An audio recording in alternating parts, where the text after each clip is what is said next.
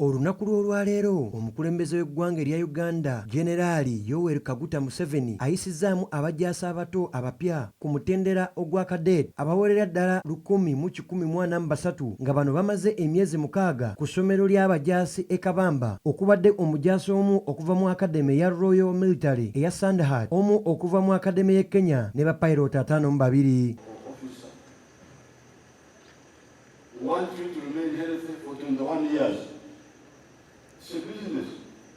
Omukulembeze nga yakolanga omuduumizi w'oku ntikko ow'eggye ly'eggwanga yabadde omugenyi omukulu. General David Muhoozi yakubiriza omukolo atangazza ku mirimu ly'eggye ly'eggwanga n'okwogera ku nsonga ez'enjawulo n'okwebaza omukulembeze emirimu gy'akoledde eggye mu kukuuma eggwanga. Comforted, Your Excellency, that you place a high premium on continuous improvement of our force posture in terms of planning and budget.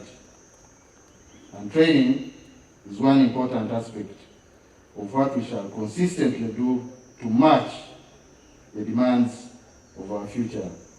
Mu kwogera kw'omukulembeze ategeezezza ng'abakulembeze we balina okwenkana abo oba okusinga abajaasi ku mitendera egy'enjawulo mu bukulembeze okutambuza emirimu egy'enjawulo mu ggwanga, era nga alagidde abakulu mu magye okwetegereza embeera z'abajaasi abato abapya mu nkola y'emirimu n'okulinnya mu madaala kye bayita ranka. More leaders than require, more officers in peacetime, so that in the case of a large-scale war,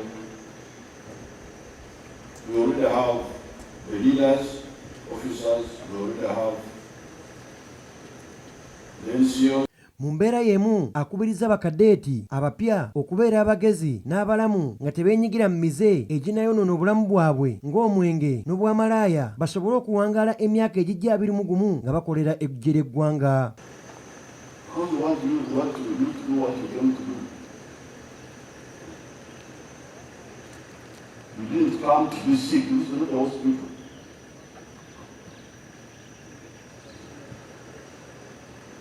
This is not the hospital. You came to work for the army. Ku mukolo gwe gumu gwetabiddwako abakulu mu magye g'eggwanga ku mitendera n'ebitiibwa eby'enjawulo. Kinajjukirwa ekibinja ky'omwaka guno ogwa 2021 kye kisaasinze mu myaka egiyise okuva mu mwaka gwa 2002, era ng'essaawa yonna bano bakuyingizibwa mu magye ku mitendera egy'enjawulo ne dipaatimenti ez'enjawulo okutandika emirimu okuweereza eggye ly'eggwanga. Saika Yasin Sekalaala, STV Select ey'enjawulo.